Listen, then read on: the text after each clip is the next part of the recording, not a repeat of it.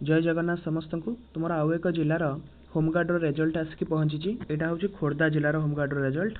खोर्धा जिलार written exam जो होता 20 तारिख दिन जुलाई 20 रे यहाँ तार हूँ रिजल्ट। ए रिजल्ट आसी 29/7/2025 जुलाई 29 रिजल्ट आसी।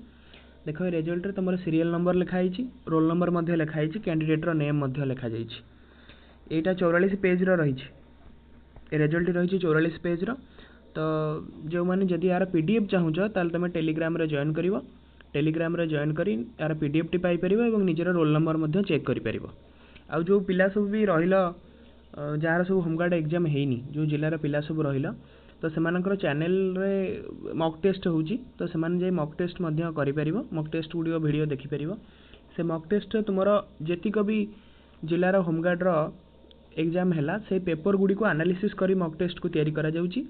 मॉक टेस्ट तुम जीके रो क्वेश्चन हो, मैथ रो क्वेश्चन हो, रीजनिंग रो क्वेश्चन गुडा तुम देखा पाइबो।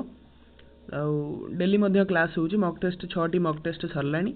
जदि से क्लास को किए करना ताले निहाती भाव जे क्लास करिवो। तापरे आउ सब अलगा मध्य अधिका मॉक टेस्ट मध्य आसीबो। 7 हो 8 हो सब मॉक टेस्ट गुडा धीरे धीरे आसीबो।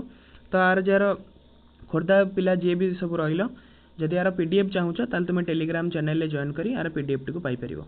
रहुची। जय जगन्नाथ।